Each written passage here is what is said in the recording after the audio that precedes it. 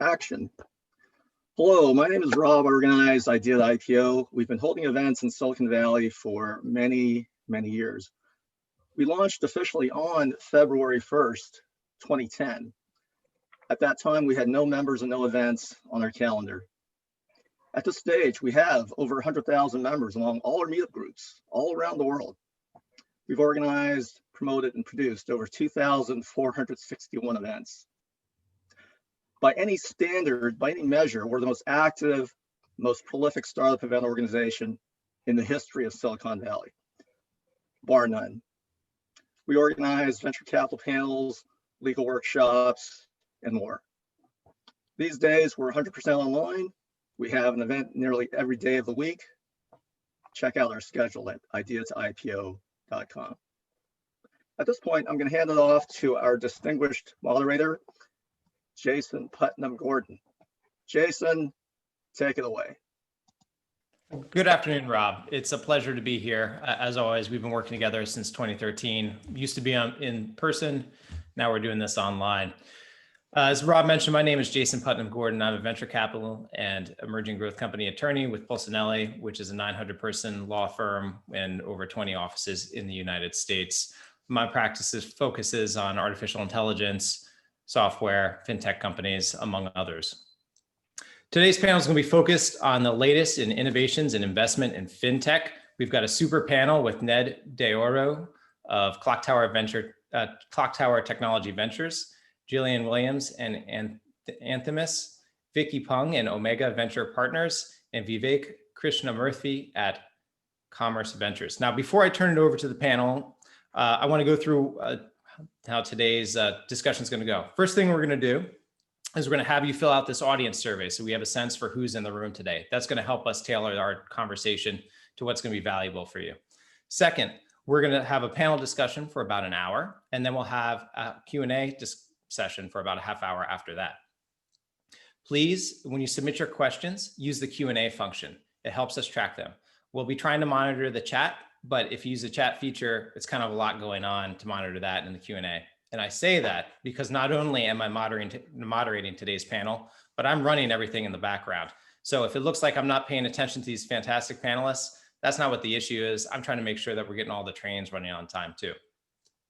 As Rob mentioned, or may not have mentioned, today's discussion is going to be recorded. Upside is, if you miss some or all of it, we'll send it to you afterwards. Downside is, if you say something that you didn't want to say, it's going to be memorialized forever. So just make sure if you've got a question, you're not going to send out some confidential information or convey that because one, we'll hear it here, and two, it's going to last on the internet potentially forever.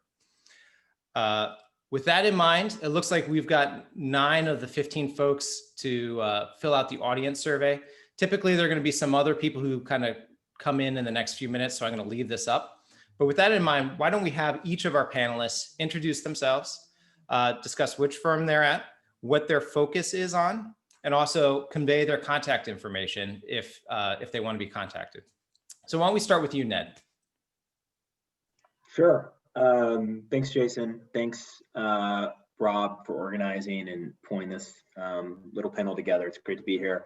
My name is Ned DeOro. I work for a early stage venture capital platform called Clock Tower Technology Ventures. We're located in LA, and all we do is financial services innovation. That we're a dedicated fintech fund. We're a bit weird than maybe some other folks. We don't lead. We're always a follower in syndicated rounds. And we're very opportunistic in the way in which we transact. So you see the portfolio companies behind me, a very large smattering portfolio across all subservices or subsectors of financial services. And that kind of tells you that we paint a pretty broad brush and are pretty flexible in the way in which we do deals. And so that's kind of us. Fantastic. Vivek?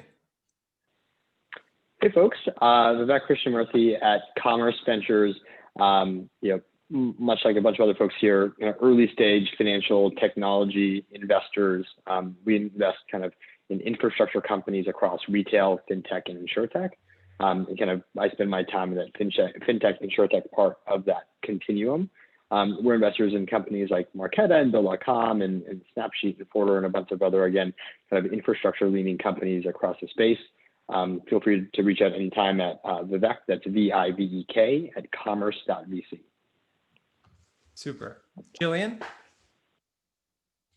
Oh, you're on mute. There we go. Absolutely. Hi, Jillian Williams. I'm a principal at Anthemis. We're pretty similar to Clock Tower. We're an early stage fintech focused venture capital firm based between New York and London. So portfolio is pretty global, but primarily focused on North America and Europe. We've been around for about 10 years, about 100 plus portfolio companies, and we invest early stage, so pre-seed to Series A. But typically liking to lead rounds, so taking sort of more lead size positions on the seed and Series A stages. If you want to contact me, my email is jillian@anthemis.com. Super. And Vicky, you're on mute, and now you're unmuted. Yeah, hi, I'm Vicky Pong. I'm a principal at Omega Venture Partners. Oh, but I'm having a little trouble hearing you.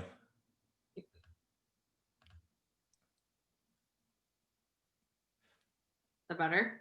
Yep, you're perfect. Cool. Hi, I'm Vicky Pong. I'm a principal at Omega Venture Partners. We're based in Palo Alto, California. We invest at the early growth stage and focus on machine learning, AI, enterprise, but also fintech. Some of our investments include Plaid, Square in the fintech space, and then in the more AI machine learning area, things like DataRobot, Criteo, Cylance, and other companies like that. And then if you want to get in touch with me, my email is Vicky, V-I-C-K-I, @omegavp.com.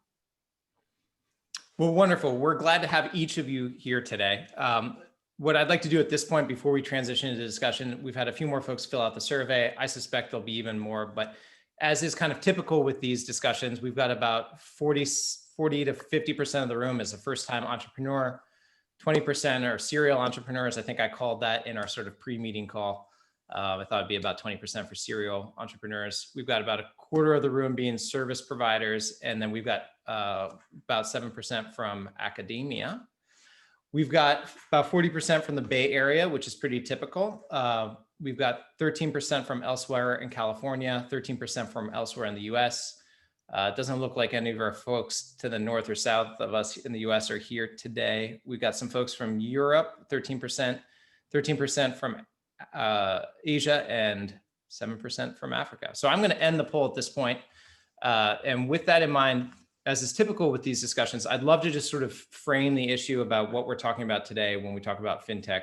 So maybe I'll put Jillian on the spot just to talk about what it is we'll be talking about today, at least from her perspective. And then we'll go around the wheel and then we'll talk about some current events and trends. Jillian? Yeah, absolutely. So just what I'm interested in fintech. So Yeah. you want me to start? Yeah, absolutely. So as I said before, Anthemis, we have a pretty broad take on fintech. So we'll do everything B2B and B2C.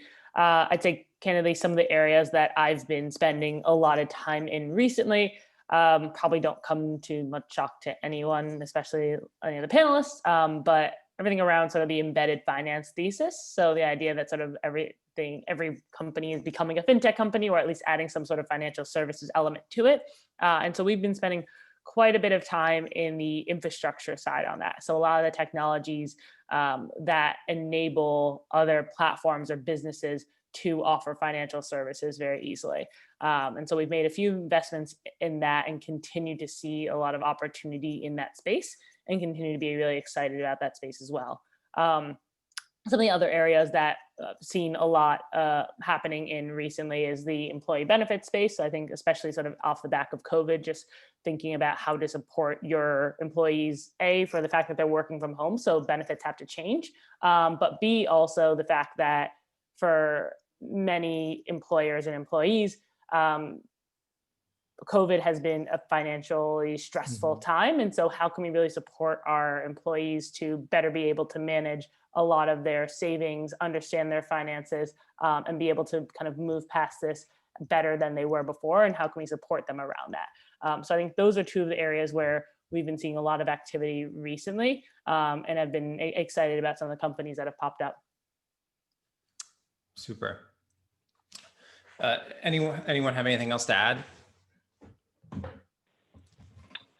Yeah, no, I think obviously those are all super interesting categories. I think there are probably three, like broad areas where I've been spending time. One is kind of related to Jillian's last point. We call it, personal finance autopilot. So thinking about the shift of consumer desire from, financial advice to wanting automated financial security and the number of platforms that do things for you. I think the second category, probably touches on embedded finance, but it's this notion of like data portability for businesses and consumers, and bringing ownership and kind of the transparency of that data to the forefront. So, companies that are, providing, single points of access to everything from accounting data to payment gateway data to your employment and income verification and a bunch of other categories. And then the last category that I'm spending some time in is a little bit of vertical fintech. So I've been kind of recently obsessed with, maybe for the past year or so, and certainly COVID has brought it to the forefront, with healthcare payments. So the intersection of healthcare as a category, whether it's hospitals or mid-sized practices or patient affordability, lending, installment payments, things of that nature. Yeah, I'm happy to add. I can kind of build off of Vivek's point about kind of vertical finance. And it's enabled by the infrastructure that Jillian has alluded to in terms of allowing, really variabilizing what used to be fixed costs, both on technology and the kind of infrastructure you need to spin up, let's call a bank per se. And so what that does is allows companies to go target smaller and smaller demographics and create basically tighter product market fit around a product that is inherently commoditized, but has focus and tailoring to the specific demographic that you want to go build. So it could be a bank for people who care about fitness, or it could be a bank that is chasing startups. And so you just see this play out over and over and over again, and it's enabled by these tools. But the reality is that there's 40 some odd banks in the middle of the country that are all worth like $1 billion. And so the question is how are you going to seal that market cap? And we think it's through a more focused, tailored, better way to acquire customers through a vertical banking approach. And so we see this playing out across basically every corner of GDP, and we expect it to continue to play out. Yeah, we think there's two other large categories in fintech that is worth pursuing, at least in recency. So one is insurance. I think since Lemonade's very successful IPO in the past 12 months, the stock has only ever gone up. And then there's been emergence of new, very insurtech startups, tackling everything from auto, if you look at Root Insurance, which is also doing really well, to healthcare insurance, to Vivek's point, and then also in other areas as well. Going into prop tech, so things around real estate finance, especially in the era of COVID, how we think about real estate, whether it's ownership of houses, buildings, kind of tapping into the latent demand there, especially as the kind of urban patterns change. I don't know if you guys have been keeping up with the news, but like in San Francisco, New York, people are renting less, moving out to kind of southwestern states, Colorado, Utah, like the mass exodus we see here. Yes, and purchasing houses. And their financial profile and archetype is like very different because they're able to make an entirely cash purchase offer in Colorado versus traditionally taking out like a 30-year mortgage, which unlocks a lot of opportunity for like new startups to take advantage of that process. We've kind of seen Open Door do that in the past few years successfully, but there's also a chance for other platforms to take advantage of that as well. I think that's a great point, Vicky. And what I'd like to do at this point is maybe also start to transition the conversation a little bit to maybe a discussion about what was going on immediately prior to COVID, what you've seen sort of change as COVID has affected the US and the rest of the world. Noting, of course, that, there's a terrible spot that we've find ourselves in, the rest of the world finds ourselves in. So if we talk about it sort of enthusiastically, it's not because we're glad that COVID has hit. We're just talking about the developments in fintech that coincide and may have even been caused by it. And then sort of the trends that we see coming out. You mentioned real estate or real estate tech as it blends in with fintech. Vicky, any other thoughts or areas? Yeah, I think consumer finance changes dramatically. There are probably two tailwinds there. One is around just e-commerce and online shopping. Previously, pre-COVID, online shopping's primarily constrained to retail. You're buying clothing, shoes, sunglasses online, but now you're the full life cycle, everything from groceries on Instacart, but also Amazon Fresh or Whole Foods to like basics. You would previously go to like a Walgreens or CVS for pharmacy, and now you can actually get those things on like Postmates or Instacart. So I think the fintech lens on that particularly is one, when you see the success of all these other adjacent industries and like logistics and e-commerce take off, what are the correct, like to Vivek's point, like billing platforms to enable for these companies to enable a seamless experience. And then also from the consumer end, there are more opportunities of even things from like saving a credit card number. There are more security issues because everyone's purchasing everything online now. There's more penetration of Venmo to whether like you actually want to touch cash or not because there's germs. All these really funny little factors that make the fintech platforms that have kind of always been around skyrocket in adoption is pretty interesting. And then I would say in that, and then back to like the real estate point, just kind of new financial mechanisms, both for consumers, but also for companies, whether you're a construction company or a real estate company looking to finance new projects, the kind of dynamic change in the overall US economy has resulted in the opportunity for new startups to emerge to kind of restructure loans, mortgages, insurance, like post-investment type, and basically at all parts of the fintech pipeline. Yeah, and I can jump in on that as well. And I definitely think a lot of the, I think consumer trends has definitely been the one that's most talked about just in terms of what happened with deposits. And obviously everyone's seeing activity on Robinhood. And I think it really, as Vicky said, a lot of this already existed. And I think this is sort of like a catalyst to, especially for sort of the rest of the country, where us in New York or San Francisco or LA have kind of heard of a lot of these startups already, where most of the country did not know about it. It really catalyzed and pushed those forward. And so I think it creates more of an opportunity for a lot of these consumer startups as well. And then also pushes the incumbents to try and innovate some more as well. And so I think it's a huge opportunity for a lot of B2B SaaS or enterprise platforms that sell to these large institutions that can help them move more into a technological age. And then I think another interesting area as well that I think is still forming in the back of COVID is really more so in the SMB space and for small businesses. We've always been really excited about opportunities for small businesses, but I think one of the things that probably we as a world kind of missed was we always talked about how consumers really were living paycheck to paycheck. And I don't think many people thought about how many businesses were really living paycheck to paycheck until COVID hit. And so I think as businesses recover, and obviously it's not going to be a steady recovery, but there's going to be more and more opportunity for fintech solutions to help them. And I think that's an area that I'm super excited about.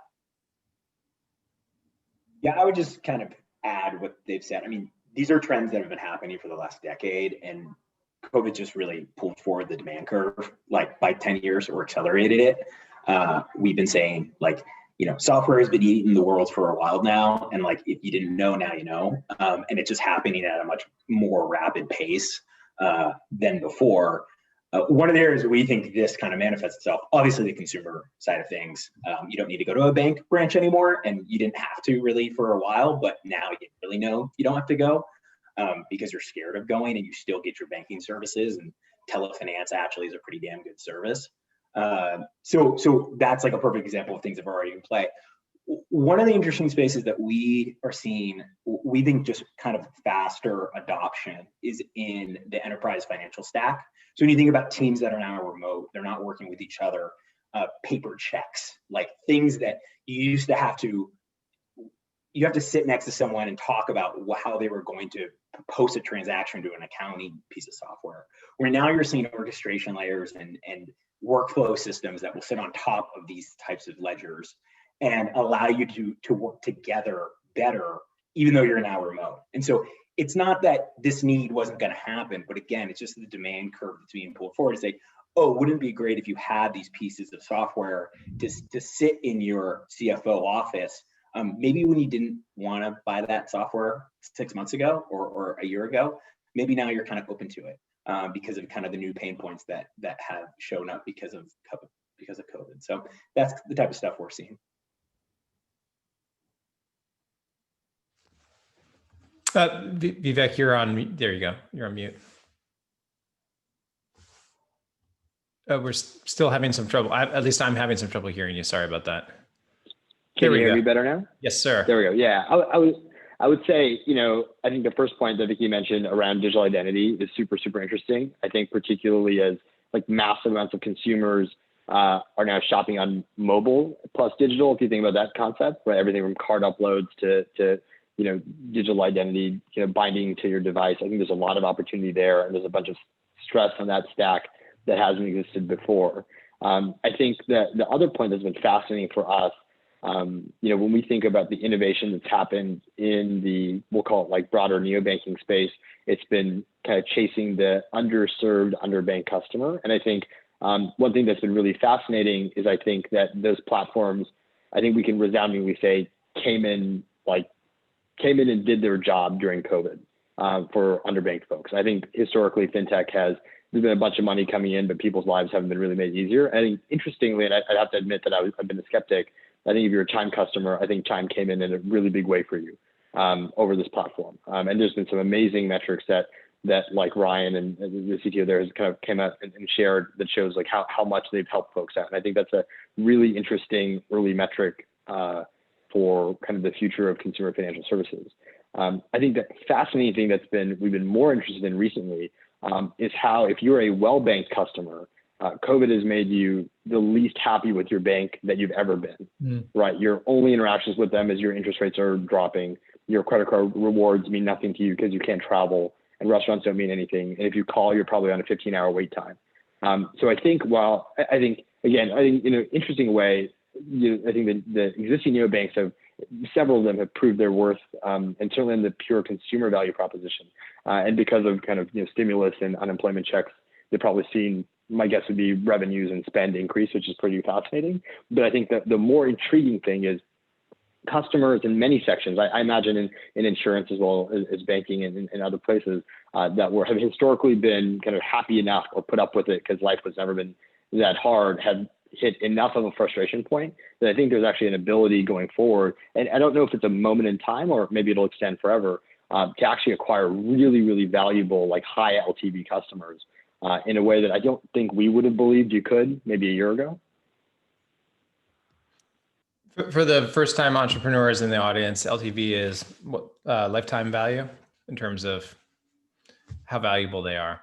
So maybe that's a great pivot point to one of the sub questions, which I mentioned before, which is obviously COVID is having an effect on some things. It is sort of pouring gasoline on the fire in terms of the acceleration of adoption and pushing the curve.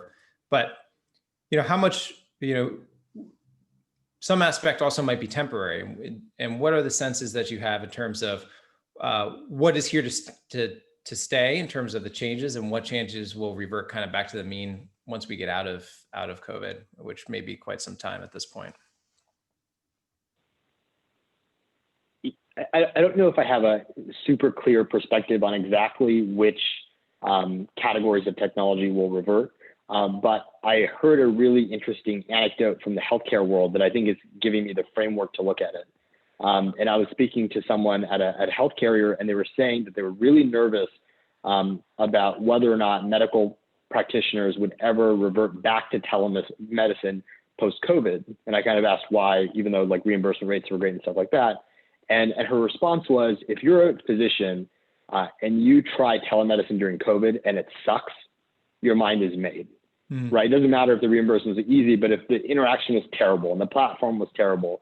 And so it's actually kind of a trial by fire for a lot of technology platforms. Like you get your shot, like you get to skip that 10-month procurement cycle. Like that bank may use you for account opening, like that insurance company may use you for digital payout. But this is your opportunity, right? And you'll get 3 to 6 months of a genuine shot in a moment where you kind of need to deliver for the financial institution. And I think if you don't, I actually think in some categories, it'll set it back by another few years.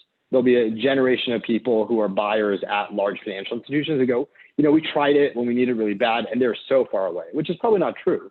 But I think that's the framework we're looking. So there's going to be some platforms that we think are, long overdue, right? So in certain categories like digital payment acceptance, right? That's not controversial. Like someone who tries that at a hospital, they're going to stick with it. And they're going to realize it's really, really good.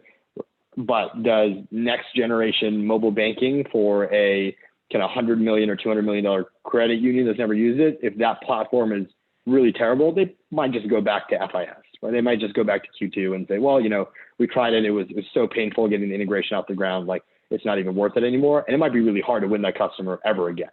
So I think there'll be a little bit of a bimodality. The really mature tech platforms, I think, are going to sail off, and there's no putting the cat back in the bag, if you will. But for some of the really mature platforms, immature platforms that maybe aren't ready for prime time, I think those categories will suffer for the next 2 or 3 years.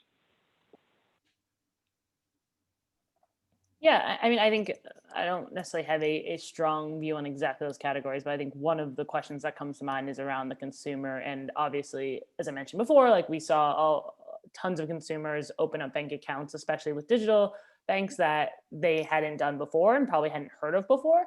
And for the most part, that was just to be able to get their stimulus check faster. And so is that actually sticky? Are those people now, do they actually qualify as banked? And are they going to now connect their direct deposit to these banks, or were they just using it just for that mean, and then now they're going back to stick to their usual habits? And I think that's still a question that I am not positive about, and I think that it really could go either way. And I think also, if we look at, again, in the consumer side, Robinhood and trading, we see most people that have been trading and using Robinhood, especially, have only seen a bull market. Yes, obviously there's been a lot more volatility recently, but what happens which at some point, and I feel like everyone's been saying this for a while, we inevitably go into a down market. Do they really, do a lot of these investors that might not be the most educated investors think that it usually only goes up and they only make money, and then what's going to happen when they start to lose a lot of money, and how does their appetite for that type of risk and for trading change? I think that people understand it a lot more now, so I don't necessarily think that's going away, but I do think you're going to have a lot of people that are kind of very hurt after this. Yeah, I would say we don't think people are going back. Like, if they're truly better user experiences than what they used to use from a consumer perspective, and it's fundamentally if it's already a commoditized product, which your checking account is, and I have a better just experience with that commoditized product as a financial service, we don't think people are going back. We're pretty convinced that people are going to just keep using, and these platforms will continue to attract and take share away from kind of inferior incumbents. It'll take a while. It'll continue to take a while, but it's a big market. What we would just point to is that that a lot of these products are driven by rates and to Jill's point, markets, right? So you will see consumer behavior in the short term, or even revenue models in the short term, suffer or do better. So mortgage broking through the roof right now, rates are at all time. What happens to those digitally native mortgage brokers? We just invested in one. What happens when rates increase? Will rates ever increase? Who knows? We could be in a ZIRP environment for 10 years now, right? On the other hand, you have lead gen folks that were monetizing customers through selling bank accounts to old banks or new banks. What happens there, right? Like the Credit Karma model. Like when money's really cheap, is there demand? How do you monetize those customers? So some new, even Robinhood with like volatility. What happens when volatility drops? What happens? So it's actually more of the monetization of these businesses and the consumer behavior given kind of market and interest rate environment. What happens to these businesses? But we don't think that people are going to move away from these platforms. Yeah, I agree. I think the drop-off rate is really dependent on the efforts of the Federal Reserve. So because of COVID, I think there's a lot more fluctuations and changes from that. So I think the consumer behavior point has pretty much been covered by the rest of the panel. I would say for more on the enterprise side, if you look at fintech overall, it's actually become a larger part of the industry in America, which is quite interesting. So the DOJ has like started regulatory investigations on Visa's acquisition of Plaid, which is on one hand horrible because it is stalling a acquisition, but on the other hand, it's quite fascinating to see that a startup company that was just started less than a decade ago has actually caught the interest of the federal government, which actually speaks to their potential to grow much farther than where they are today. If you look at larger companies like Facebook, they're investing heavily inside of Facebook Commerce, Facebook Shopping, same with Google. So I think a lot of the kind of opportunities for what fintech used to be kind of a nascent startup industry is actually expanded because of COVID into the broader American public. That's terrific. So I guess dovetailing off of there, I think maybe one of the things that I heard, and it seems like there was some consensus, is that there's been a tremendous acceleration of opportunity. If you got a mature company or a mature product, and you can push it out in the marketplace, you're going to have the opportunity maybe to capture market share that you wouldn't otherwise be able to capture because you're somewhat being forced, or the folks who use your services are somewhat being forced to adopt it. If you're earlier stage, as a number of the folks are in our room, in our audience, what opportunities are you seeing for those technologies that may not have existed pre-COVID? And then I've got a follow-up, or I'm just going to foreshadow kind of where I want to go after this section, which is, what does that mean for those who are interested in getting funded? So before we get to the funded aspect, where are there opportunities for earlier stage companies?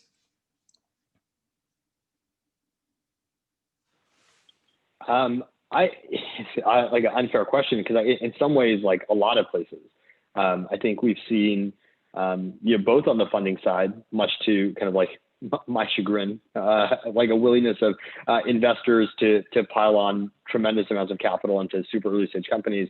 But even outside of that, I think what's really fascinating, I don't think it's COVID dependent, but I think you finally have a crop of large fintech unicorns that are super willing and super flexible to work with really early stage companies, whether to co-develop products or to be your first customer, that are large enough to pay you meaningful amounts of money. And almost more importantly, if, for example, you're building technology for large insurance companies, if your first customers are Root and Next and Lemonade, you're probably really going to scare State Farm in your first pitch. In a good way for you, right? And so I think that there's, I would say, where I don't even say we encourage, but where we're seeing in our own portfolio, historically enterprise fintech companies were so hard to back at the early stages, right? You'd have a company, you'd have a great founder, and you could either invest in the seed round and wait 24 months till they got their first pilot, or you could pay, probably too much money after their first enterprise sale. And candidly, founders were just getting screwed a couple of years ago, right? Where you'd finally win your first sale, and then everyone would ask you for 2 more customers in the pipeline. What is different now is we're seeing core infrastructure that could address problems that B of A and Chase have, as well as your local community bank, as well as Acorns and Betterment. And I think because the latter 2 companies are easier to sell, it's less that the focus of these early stage companies needs to change, but maybe the willingness for them to engage with these startups, at scale startups, should go up, because I think those players are certainly willing to work with them. Yeah, I guess I'll maybe cheat a little bit and answer the second question, because I think to Vivek's point, like there's always opportunity. I didn't mean to ask an unfair question. I just figured once I had you in the room. Oh, of course. I think there's always opportunity, and there's many opportunities that I won't think of, and then someone will come to me and I'll be like, holy shit, sorry if I'm not. It is in large measure the part of it's the job of the audience to create those opportunities, right? Exactly. I'm not the founder. However, I think if we look at how VC funding has been going this year, and especially in the fintech space, like fewer deals are getting done, but the deals that are getting done at higher valuations, and more money is being raised. So really, although that kind of sends a little bit mixed messages, like it really still is a founder's market. despite what might be happening in the macro environment in the world. Founders are able to raise a lot of money. And so I think if you're able to find an industry or a problem set that's big enough to attract VC funding, then you'll have a good shot of raising a lot of money and being backed by some top tier investors. Yeah, from our perspective, we really look for the intersection of fintech and AI and machine learning, particularly at the early stages. We think that there's been a lot of success in API companies, in fintech, brokerages, insurance, but there's still a huge potential to harness basically your financial data set to build new, fascinating, and interesting products. If you think about it from a consumer experience, there isn't that much innovation. You have a checkings account, you have a savings account, you have a credit score that's generated from existing data. And that's a lot of opportunity for artificial intelligence, as silly as it might sound, or machine learning to actually kind of rethink how you do personal finance. Now you are storing money in Robinhood as a checking account, as Robinhood recently launched actually a debit card in ACH. You have your standard checking and savings account. You have your 401k, which back to COVID, like a lot of people actually fortunately haven't tapped into. And then you also have cash assets in terms of like your home, and then how you think about purchasing insurance, auto, et cetera. So I think as all consumer behaviors evolve and change, there's a lot of opportunity for AI and machine learning to actually harness that and build net new products that truly revolutionize and kind of bring our world forward to maybe like a Brave New World scenario, but hopefully like a much better like Ready Player One scenario, in which case like fintech can actually be something really cool. If you go to like a huge throwback, like the early before PayPal, it was x.com where you could beam your money to each other. That still isn't realized in the market yet. So maybe like within the next 5 years, we'll see apps that enable you to actually beam your money to each other, which you can kind of already see in China with companies like WeChat or Taobao or Pinduoduo. The fact that they have basically changed the idea of currency to the point where they will, send $20 for a conversation. That's something they just do over WeChat Messenger. They will purchase things like, they will unbundle purchases into like, I'll buy an apple, but they actually use their mobile app to pay 70 cents, which is something we would never think about doing here yet. But that basically changes an entire industry. It unlocks new potential for the underbanked and underserved, actually unlocks new financial revenue streams. In some places in China, there's actually like farmers and agriculturals who basically just take pictures of the watermelon they grew like last month and post it online, and then it's shipped all the way to a major metropolitan city like Shanghai and Beijing. And if you can imagine for the underserved, even Midwest economy in America, that would be greatly helpful as you think about all the like agricultural products that are basically going to waste all the time and the inefficiency in the economy overall. So I think there's a lot of potential for AI and machine learning to actually create fintech companies. And if any of you are starting those in the audience, please email me, as we would love to find some of those next big winners in the space. Yeah, I guess my answer would be a little bit less sophisticated in that these are really big markets.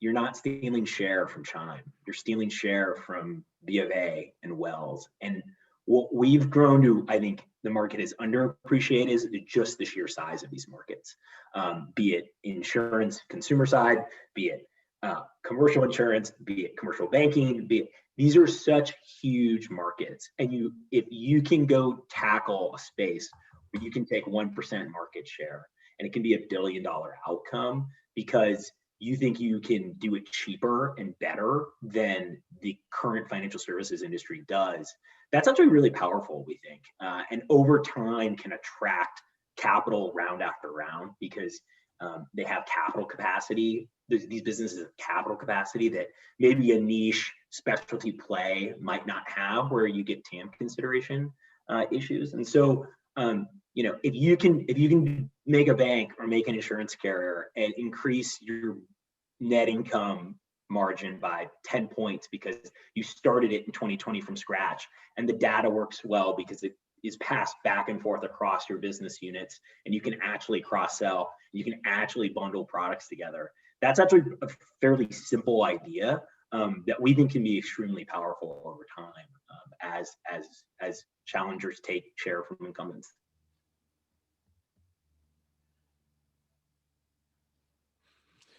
Well, one of the things I think would be helpful also for the audience is to talk about how potentially the mechanics have changed in terms of deal flow and how you all are meeting and encountering potential portfolio companies and what you're seeing on your day-to-day basis in terms of the mechanics of how you're getting connected to potential investments, how the diligence process is kind of running on your side, and things along those lines.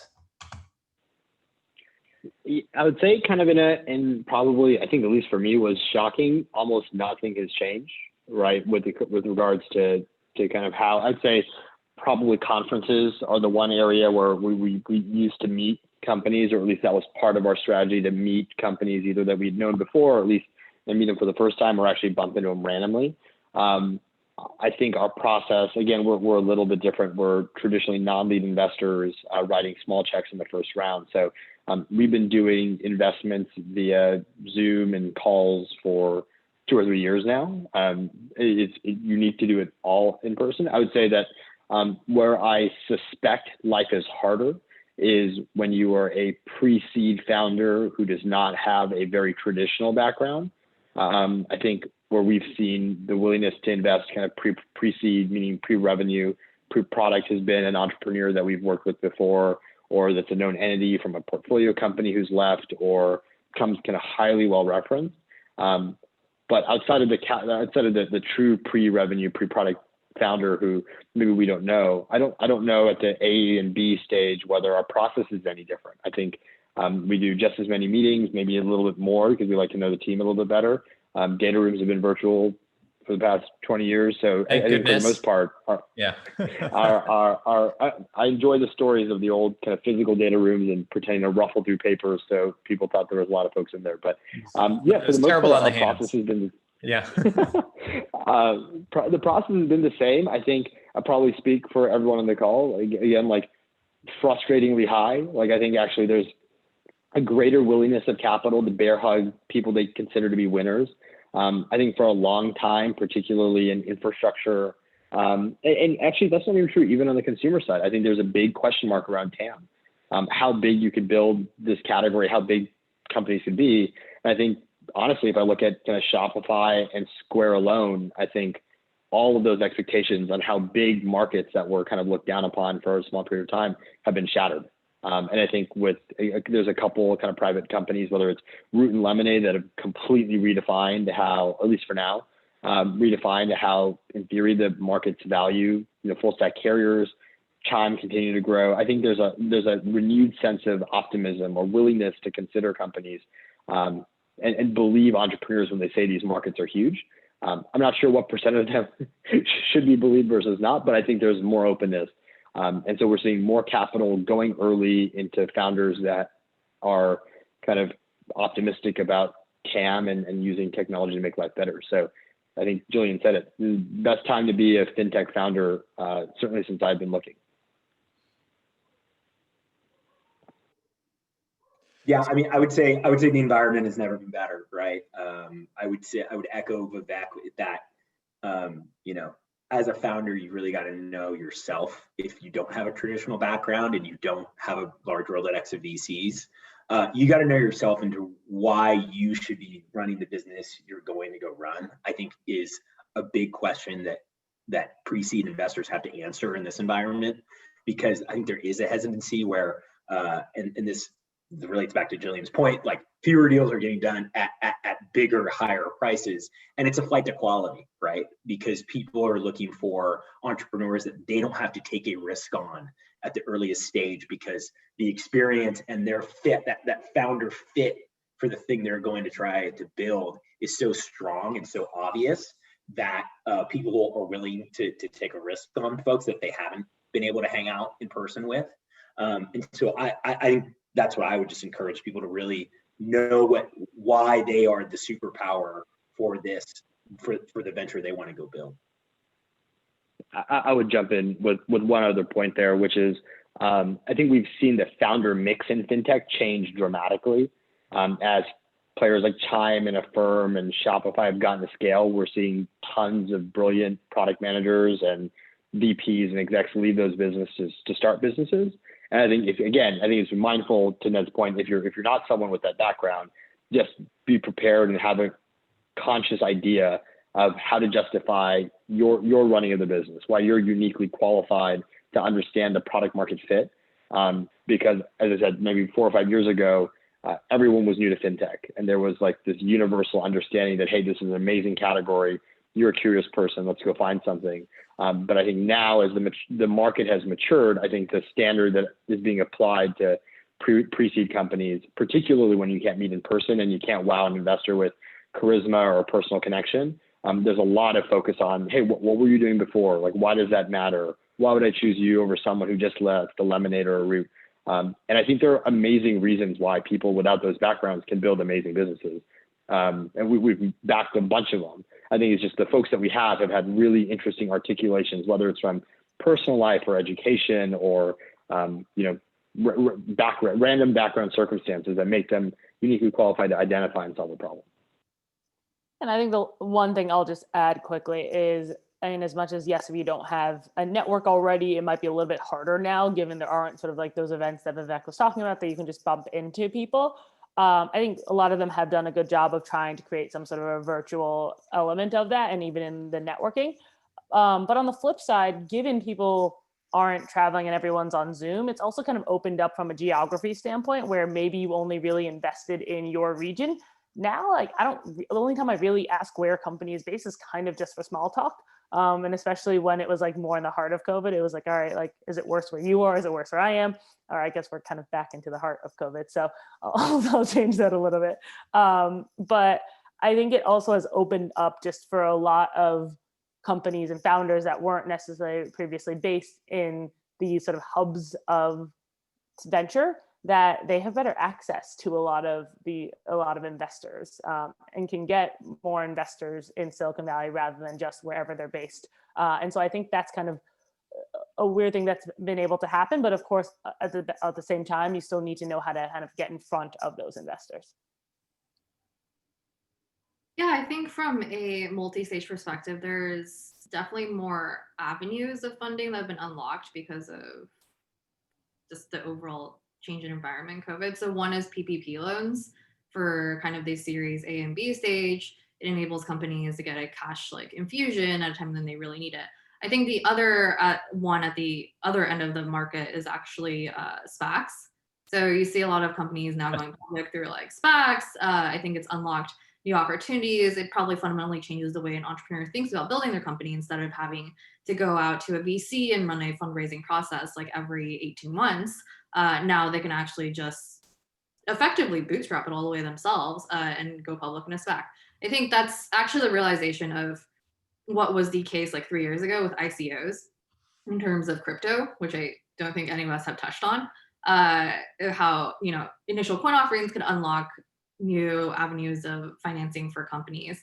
And that really didn't go anywhere, but I think it led to the creation of SPACs, which have really taken off. And there's a lot of companies now going public through that or exploring that, which kind of changes the fundraising environment up to everyone, whether they think it's for the better or worse, but definitely makes it more interesting. I love this panel for a couple of reasons. First of all, you all are so polite. I think most of the panels I moderate, everybody kind of trips over and talks over each other. You're not doing that. The other is that I was just thinking about sort of crypto, blockchain, as well as SPACs. And for those in the audience who aren't familiar with SPACs, they're special purpose acquisition companies. Basically, you'll have a group of investors or folks who will form and create a publicly traded company in search of a target to buy. And there are some reasons to do that because it's sort of sometimes easier to go by that means as opposed to trying to get your company to go public. But basically, in short, it makes it a bit easier to get liquid, or to have for the investors to get liquid, to have and the participants to get liquid. And so that's kind of what we're talking about here. And there's an analogy to those cryptocurrencies, which Vicky mentioned before. On the topic of crypto and blockchain, since we haven't really talked about it, have there been any sort of developments that you've seen on the blockchain side that are a result of COVID, or maybe COVID may sort of enable moving forward, sort of push in there? I think earlier we talked about some things in terms of cybersecurity. We talked about identity, some identity issues kind of bubbled up. I'll go first because I'm a blockchain hater. So I'll let people end with a more like positive spin. Our kind of idea around blockchain is that for let's just say, well, I need blockchain to self-clear a trade for me, or it really is just all blockchain does is lock in a trade. Trade is a very like large word here. Yeah, sure, maybe you're not in person anymore. You've still been using electronic trading, and that's the easiest concrete example. In our minds, for blockchain to truly take off, you have to basically fundamentally not trust the clearing mechanism in a market. So like that has not changed in our minds from COVID or really going forward. Centralized clearing mechanisms are actually really, really efficient. It's why we come to markets. It's because we actually know we can execute and make sure that what we say, what we think we're going to get, we get, given the tender we give. And in our minds, like there's not a lot of places where we see people fundamentally not trust the centralized clearing agency. One of those is the government. Others would be kind of trading forums like the NASDAQ. But we don't see that changing anytime really soon for really the mass adoption that people point to in financial services and the most obvious use cases around self-clearing trades, for example.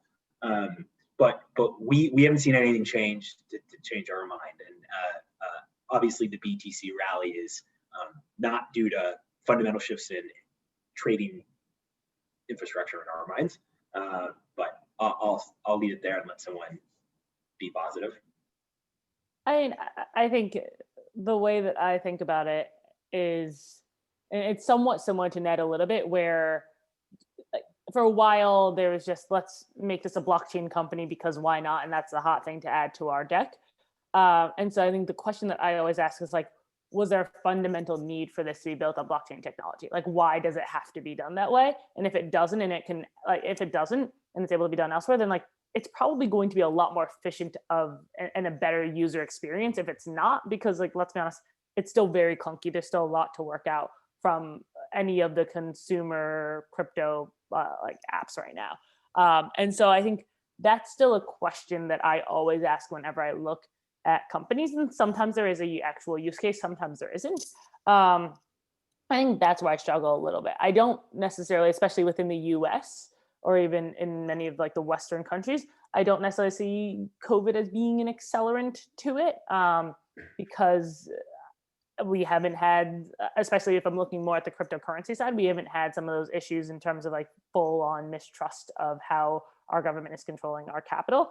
Obviously, there are other countries that have, and maybe that's where I think that use case and that sort of pull behind this decentralized currency is has maybe some legitimacy. But I don't necessarily sort of correlate any of that specifically to COVID, especially in the US. And I kind of still need to be, there's still a lot of things for me, my mind, that need to be proven before I get extremely excited about the space. I think for us, it's been, we mostly, certainly more recently, have been thinking about blockchain in the concept and in the construct of kind of commercial adoption. And I don't think we've seen any companies at past the point of product market fit or near it in the world of kind of commercial acceptance. The flip side is you're catching me on an interesting day. I spent an hour on the phone this morning with a company that's building a global neobank that does crypto as a reward. And they just completed, this year they'll end at $30 million of net revenue and $6 million in profit. And they've raised $2 million.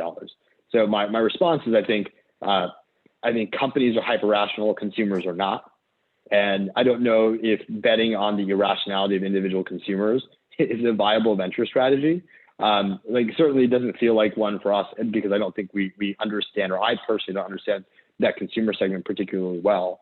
I think there's still an infatuation with crypto by the consumers that I think folks can make money addressing. As I said, I'm not personally familiar with it, so it's harder for me to get over the moon excited about. I think on the commercial side, the blockchain applications, to both Ned and Joel's point, is there's probably a narrow scope of the universe that's probably in capital markets, that's probably abroad, where it's a really compelling value proposition. But I don't think you need it in your coffee delivery app, right? Which is where we were, a year and a half ago. So that's a long answer to say commercial viability, still not super optimistic about it, but I'm open-minded about opportunities for consumer crypto applications, which is again way riskier and kind of more of a kind of like a pop culture bet, if you will, than a core technology bet. But I think people are silently building and scaling very profitable, very attractive businesses in that category. And just the question is whether they'll ever raise traditional venture capital money. Yeah, so we don't invest in crypto or blockchain, but it looks like the ecosystem is developing quite nicely.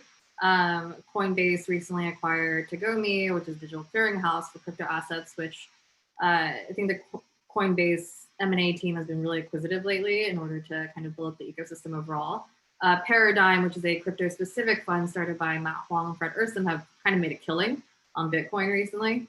So I think there's still latent potential in just an alpha in investing in Bitcoin and Ethereum like directly. So I think the value of cryptocurrency is still locked at the currency level as opposed to the blockchain level. At least from what I've heard, I haven't seen any interesting blockchain companies that have really had much traction or growth. I don't know if that's due to COVID or if that's just due to the industry overall, but definitely something that was a little surprising given the hype around the space. So I probably still keep an eye out on Bitcoin prices. If everyone has free time for that, but that's my view on it. The last thing I would add, by the way, for just people who are thinking about doing something in crypto, like we have seen companies basically be able to raise venture capital with that ability tied like 1-to-1 beta on BTC. So like you will basically be a proxy for BTC as people try, even if you're an infrastructure company, even if it's more like less direct of owning the coins themselves, the VC space or the investor appetite seems to be highly correlated with BTC. And so you are on that roller coaster and that means you might not last. And if you have some very long-term view of BTC or Bitcoin or crypto or blockchain, you think it's going to take over the world. The reality is that in the short-term volatility swings, you might not survive to get to that future through kind of capital raising. And so we caution entrepreneurs when we come across stories like that. And what do you mean by not? I want to make sure I understand what you're saying by not survive, just so the audience does, because I think like what you're talking about Bitcoin, like you think crypto or blockchain is going to take over, like immutable ledgers are going to be like the future of how we all clear all trades, and I do mean all kinds of trades. That's a very futuristic view where you don't put VCs, like time horizon is much shorter than that, and so you will not put up enough points on the board to continue to unlock stage financing in weird volatility kind of environments before you can actually get enough capital to go kind of win is like what we worry about. Because it's hot now, it may not be, and when it may not be, you may need to be out there raising capital. It's just the timing. Yeah. Like you can be right, but like it's the bet in this entire market is like a 20 to 50 year time horizon. And like, you just don't have that time is the point. Yeah. It's like a 7-10 year horizon at the most. Yeah. Well, this is terrific. Panel, you've been fantastic. So we're about to transition to the Q&A section. Before we do, what I'd like each of you to do is to just, again, say who you are, what types of companies you're interested in, if you're interested in meeting with anybody who's in the audience today, and also the means by which that you can be contacted. Also, if there's any piece of advice that you'd like to give or any takeaway you'd like to give, the opportunity is going to be yours. I'm going to give you 30, 60 seconds. There's not going to be a hard gong or anything to take you off, but that's what we'll target for so we can get enough time for the Q&A. Vivek? Sure. Just to remind everyone, Commerce Ventures, early stage, kind of pre-seed to Series B. Love all things infrastructure in kind of retail financial services and insurance, data tech and otherwise. Please feel free to email me, questions, advice, love to learn about what folks are building at Vivek. That's V as in Victor, IVEK at commerce.vc. And as for kind of piece of advice, I really got to echo what Ned said earlier, which is if you are a first-time entrepreneur building this category, recognize that folks are certainly willing to listen, but a big part of it is kind of being true to your background and what makes you special and why specifically you started the business, and having a really precise orientation and a compelling orientation as to why that's the case. Certainly at the earliest stages, you don't need to convince anyone with the revenue chart. It's much more about kind of why you, the founder, are building that business. And if you are excited enough about it to quit your job and do it, there's definitely enough of a reason for us to listen. So as long as that articulation is clear, folks will pay attention for sure. Super. Going clockwise, Jillian, or my clockwise? Yeah. Yeah, absolutely. So again, Jillian Williams, Anthemis, anything early stage fintech focused is really our sweet spot. And to reach me, Jillian at anthemis.com. I think my advice is, and I think this kind of goes back to something we talked about earlier around sort of given we're all remote, harder to find or harder to meet investors if you don't have a network. I think it gets a bad rap, but investors do respond to cold emails. I think a challenge is just make sure it's tailored to the right investor, right fund. Most investors, you can kind of find them on their website, find them on LinkedIn, find them on Twitter, et cetera, and kind of get a sense of not only what the fund is interested in, but what the individual investor is interested in. And I think a lot of the challenges is that you will personally get pitches for Series D beauty companies and things like that have nothing to do with our remit. And so just making any email that's actually sent to me and about an early stage fintech company, 99.9% of the time I will answer. And maybe the only reason I don't is just because I forget and capacity is an issue. But I think just kind of make sure to do your homework before sending any cold emails. Super. Vicky? Yeah, so again, Vicky Pong, principal at Omega Venture Partners. Vicky? Well, Vicky Pong, principal at Omega Venture Partners. We invest at early to growth stage, still focused on fintech and intersection of AI. I see someone in the audience already pinged about that, so good to see that. And then my email is vicki@omegavp.com. And Ned? Yeah, Ned, I'm at Clock Tower Ventures. It's just ned@clocktowerventures.com. You can email me. To Jillian's point, a non-response is simply because I'm overwhelmed with email. We're super flexible, early stage, Series Seed, even pre-seed to kind of Series B, C-ish as a non-lead check writer. So we're super flexible. We don't have ownership targets. We write hard number checks, and that's kind of us. Well, we are delighted to have each of you here today. We're going to pivot to the Q&A section.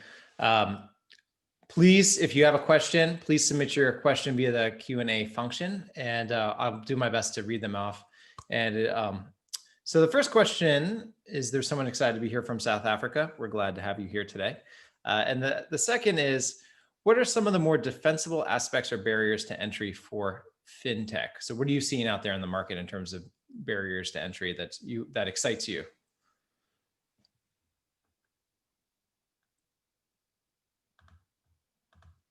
I mean, I would say what's interesting is the lack of barriers to entry today, right? I mean, like this whole idea of infrastructure lowering the cost of entry, right? The idea of disaggregated balance sheet, be able to pull capital from anyone across the world with, be it actual debt capital to lend, be it mezzanine capital for your haircut equity.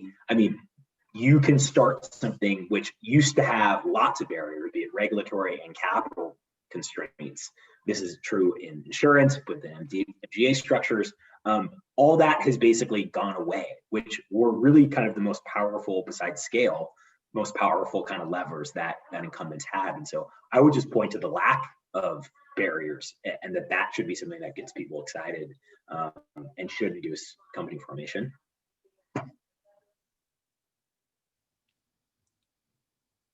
You're still muted, Vivek. Yeah, I'd have to probably echo that. I think the additional lens, though, that I'd add is, again, like self-honesty.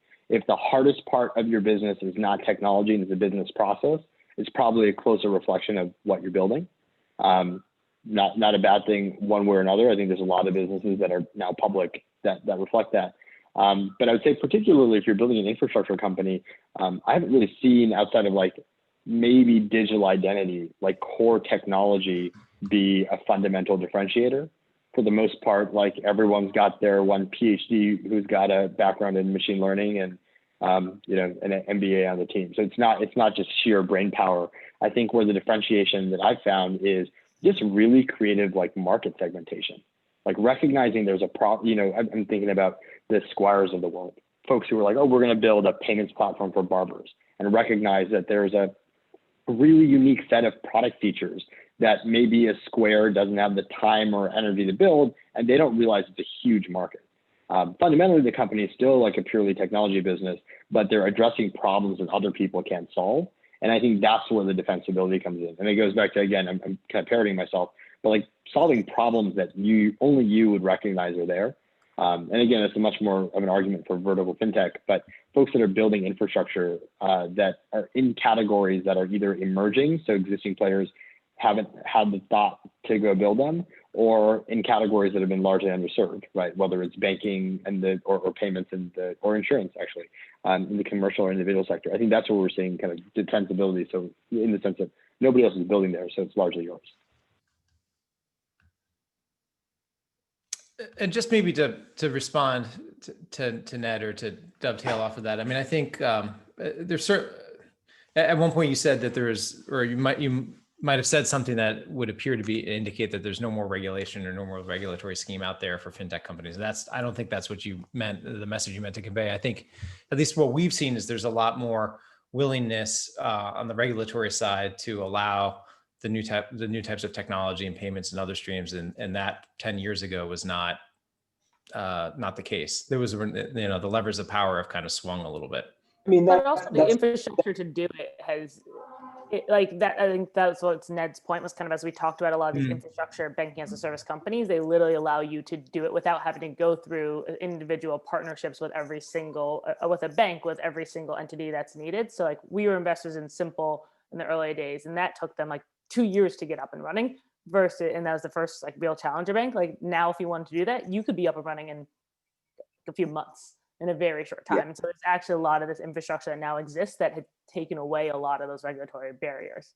Yeah, it's both from a cost perspective, like just the capital intensity of like, again, having to figure out like, where do I get capital? Like now, like the world is much smaller. There's like dedicated funds that just do this now that allow you to both give you, again, the equity and the debt if you want to go lend to people. But like, it's actually the regulation. Like these challenger banks are renting their banking license from regulated entities. Like you don't literally have to have a banking charter anymore to go do this. Put aside the capital constraints.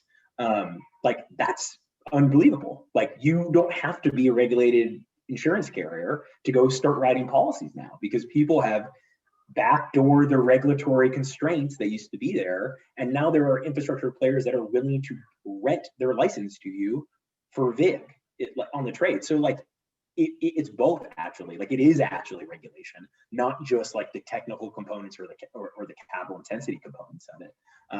That's like pretty novel and pretty crazy. Right. I mean, I guess at least on our side, the way that the lawyers would sort of view it is there are now means or mechanisms by which you can accomplish it that are available in the marketplace, as opposed to saying that those regulations don't exist. But I'm not trying to split hairs. I'm not saying they don't exist. Like you still have to go, but like you can call Evolve and they'll take your call. Like they'll your light go. I mean, like I'm not saying they don't exist, but like the way in which you tap the regulation is like changed dramatically in the last 15 years. Right. I mean, we say like, pay attention, they're out there, but there are business solutions for it. And then you got to bake that into your plan, basically. Yeah, sure. So there's a question to have folks share their contact information. I think what might be the best thing to do is, if you've registered for this event, which I hope you had, and that's why you're here, I'm going to send you a copy of today's recording. So what I'll do is in my email, I'm going to circle up with our panelists and just take down what their best information is to get in touch with them. And if they want to be included, I'll put it in there. I think that's the best way to handle it. If you have any questions, please use the Q&A function. Otherwise, I'm going to get to sort of an overtime question, which is a little bit of a tea leaf reading exercise. But does anybody have any thoughts as to how, and this is without getting into political sides, but how the uncertainty within the presidential election and the resolution of that, although it does look like it's heading one direction, how in the short term that may affect the fintech startup community, and then sort of longer term, what we see kind of coming out in the political environment and regulatory environment coming down the road. I would say that I think in some ways, right, like capital is capital, and there's a maniacal desire to deploy it regardless of uncertainty. As long as interest rates are low and capital's yield seeking, like money will find its way to venture capital funds, and venture capital funds will find their way into startups.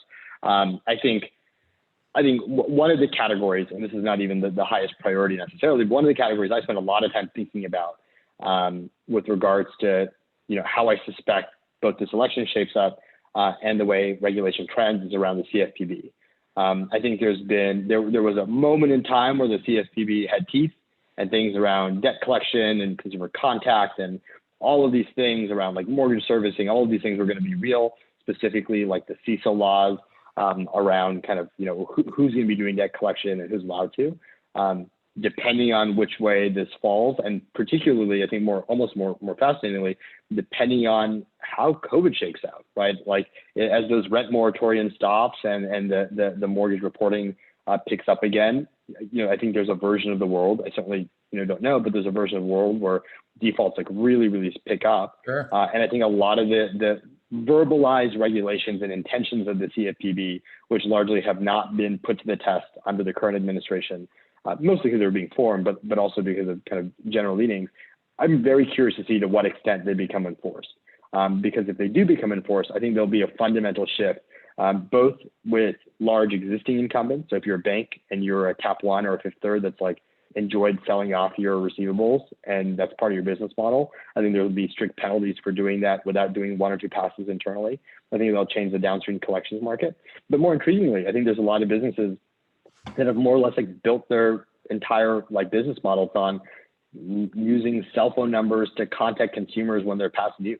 And something as simple as that, I don't personally view it as unethical, but it squarely falls into a certain gray area of like CFPB collection rules. And I think it'll be fascinating. I think that is one element that I think, depending on what next year looks like, will be very different from one administration to another. And the CFTB is the Consumer Financial Protection Bureau that got put in place when Obama was in office. Just for those who are in the audience. All right, so let's see. Let me just read this question.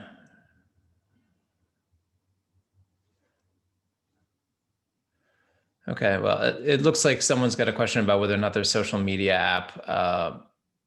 Let me just kind of, I think this is, let me reframe this question because I think it'll be applicable to this person and also to the rest of the folks. Earlier, I don't remember if it was Jillian or someone mentioned, one of the tells that you're looking for, especially when you're talking about a very investing in an early stage company, is a founder or a set of founders who passionately believe in a solution to a problem. And at least one of you mentioned that frequently you're serious enough about it to leave your day job, right? To go work on it sort of full time. What are some of the things, I think this is a great kind of open-ended question to round out the discussion if there are no more questions, but what are some of the things that you look at to determine it's the right entrepreneur to invest in, right? Entrepreneurs to invest in, and whether or not it's the right idea or the right piece of the market to invest in as well. And then that might close out our discussion if there are no more questions. Yeah, I think from my perspective, in terms of the right entrepreneur, some of it is a little bit arbitrary and some of it is, okay, like, do you have a deep understanding of this? Like, how did you get this understanding of whatever this problem is? Like, does that make you sort of the right person to solve it? Because obviously there are some really in the weeds type problems that only someone who is in a mortgage origination role for 10 years would ever understand. And like, okay, if you're in that role, understand why you get it. If someone who has never been around the mortgage industry all of a sudden pops up and they're like, I want to build something, like maybe they could build something incredibly great in it, but like also you probably want someone who like really understands the ins and outs of industries. And so I'd say like some of it comes from that just experience, etc. Other areas are a little bit more arbitrary when I think about it. So some of it is more so around like their ability to hire people. Like, do we think that they are able to manage talent? Are they able to attract talent? Are they able to retain talent? And that's something that we'll do a lot of due diligence on. We'll do diligence on, I think like there's one founder that we recently invested in, met her about a year ago.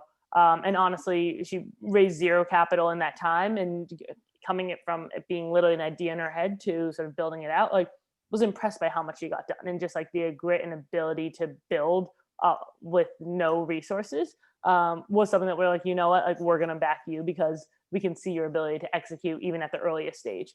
And so there's some of those things that kind of can come out through multiple conversations. There's obviously a balance of like the confidence and humbleness, sort of understanding what you don't know, but also being able to make sure, like as a CEO, as a founder, you're a salesperson. You're selling to VCs when you're pitching. You're selling to your customers when you're selling, when you're trying to get them to pay for your product. You need to have that ability to sell, but in the way that's sort of in a measured way. So some of it, again, is a little bit more arbitrary, and you might appeal to some people and might not to others. But I think it's definitely around sort of always thinking about like what makes you the right person to solve this problem. Yeah, I guess this would be something that is the same that Jillian has said in different ways. We're just looking for attractors, right? So they can attract capital, they can attract talent, they can attract customers. And that's usually like have a vision, passionate about a vision, and lay out a path that feels attainable and realistic to get to that vision, is what we're looking for. And so at the earliest stages of formation, right, it's just storytelling. It's being able to show that you have an ability to attract all these things you need to create a successful outcome. And so that's what we think kind of drives early stage capital formation. Yeah, and I think obviously the ability to hustle, I think is particularly for fintech, if they have a relationship with kind of large providers, so insurance like with Munich Re or even State Farm or Geico. I think unlike other industries, it's less of a aggressive winner takes all like Amazon or Google, who just wants to eat up your company. Instead, a lot of these companies like State Farm are interested in exploring newer innovations and are more open to entrepreneurs and working with them. So I highly encourage like all those in the audience to actually just, cold call, hustle, and try to get meetings in front of them, pitch ideas, as many of them are quite friendly. And then also to the fact that they have unique data sets. So if there's any opportunity for you to augment, the years and decades of data they have on individual consumers with your new technology, that's something that could potentially be very interesting and have a very large financial outcome. Yeah. I think maybe the last thing I would add is, it's a mix of everything, like being able to articulate the problem, the reward for solving the problem, and how you get to your solution is really, really important. But weirdly, I think the biggest difference I think we see between first-time founders and repeat founders is their articulation on why they want venture capital funding. I think many first-time founders view raising a venture capital round as the impetus to start building their business. Right? I have an idea. I need to go get some VC money. And it's weird, right? I think it becomes a circular reference where I think some founders are looking for venture capitalists to justify that their idea is good so they can go build it. But the venture capitalist says, hey, if you haven't actually started building your idea, I can't give you money. I'm stealing this anecdote from someone and I don't remember, otherwise I'd credit them. But I've heard it being talked about as like, why would you put jet fuel in a Maserati? right? Some businesses don't need venture capital. You may not need venture capital now. You might not need venture capital ever. And I imagine, certainly after like being in venture myself for a number of years, if I started a company, I would consider like mortgaging a kidney before I raise my first dollar, right? You're selling part of your company for money, which is in some ways like the most common commodity. So think very carefully about like why you need capital specifically. You know, is there any more you can do, any more you can build? Because the more you build and the more you can show, the higher your valuation will be. And I think where we see the most highway robbery of like early stage founders is at the first time founder pre-seed stage, where someone convinces you to take $1 million on $3 million of value, and before you've even started, you lost 25% of your company, right? Which is, if you build anything of value, kind of a super huge chunk of your ownership. So in a weird way, my encouragement is always kind of not push off raising venture capital money, but be really, really critical of the amount, from whom, when you need it, why you need it, what you could possibly prove out before you take your first dollar, because your life gets a lot easier the more you do before you raise funding from someone like us. Well, Vivek, I think that's very sound advice, and each of the panelists has given terrific advice today. It does not look like there are any other questions that are posed, so I think I'm going to call it a couple of minutes early because I know each of you needs to get to other things. So thank you very much for your time today. Thank you, audience, for attending. Thank you, Ned. Thank you, Jillian. Thank you, Vicky. Thank you, Vivek. I'm Jason Putnam-Gordon. If you need to reach me, jgordon@pulsonla.com. Otherwise, thank you, Rob Lau, for having us today, and thank you to Idea to IPO. Everyone stay safe. This has been a fantastic panel. Take care. Thanks, everyone. Thanks, Jason.